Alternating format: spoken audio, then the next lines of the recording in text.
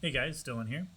In this video, I'm going to be showing you something that often flies under the radar. It's relinking a large project.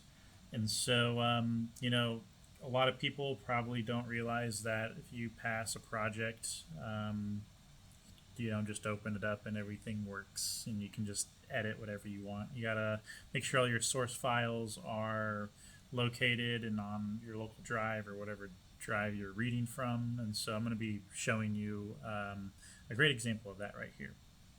So the reason I'm doing this particular project was because I often work with freelancers at Chuck E. Cheese, and so we'll freelance out work, we'll provide a lot of assets, and then they will do that work. In this situation, in this instance, it's After Effects. They were animating some graphics or whatever it may be for one of our campaigns.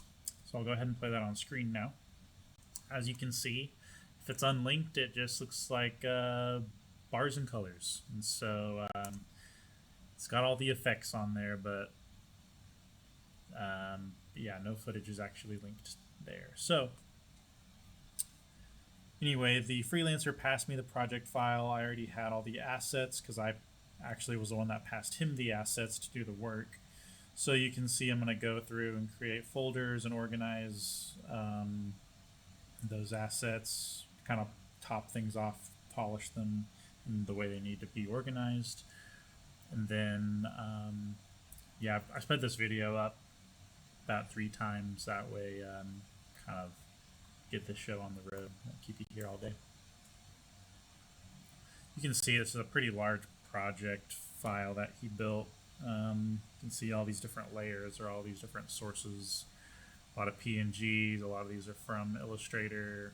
Some of them are MOVs, like moving snow, falling snow, stuff like that. A lot of animated parts as well. At least 29 layers showing.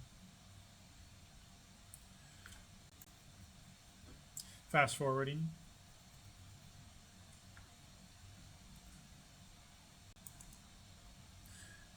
Going into my source files, I'll back up there just a second. Going into my source files,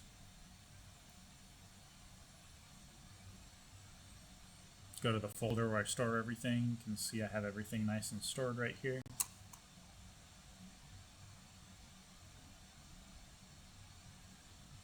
Depending on the program, it can auto-detect a lot of things, so it did auto-detect some things here.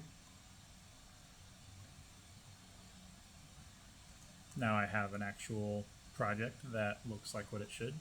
Still have some things that aren't linked though, so I gotta go make sure I find the correct source files for that.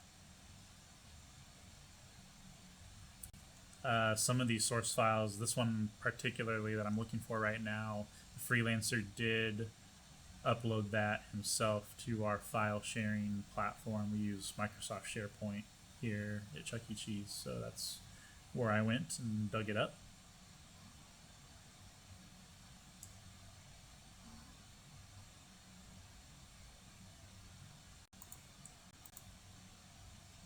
As you can see on here, this is what I was just talking about with SharePoint. I'm going through all the files that were not linked that I had, then making sure that the ones I'm missing I do download and then appropriately store in the folder, my project folder.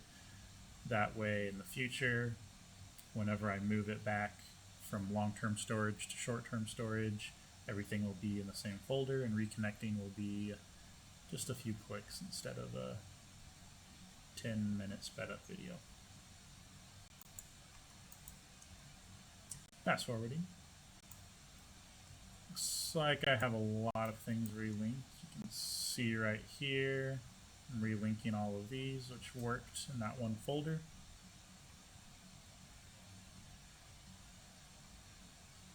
So now the project is almost in 100% shape. Looks like that was just a reference. I didn't bother loading the reference because it's turned off. The view is turned off anyway. We didn't use it. But as you can see, I did use these, so I'm going to go hunt those down.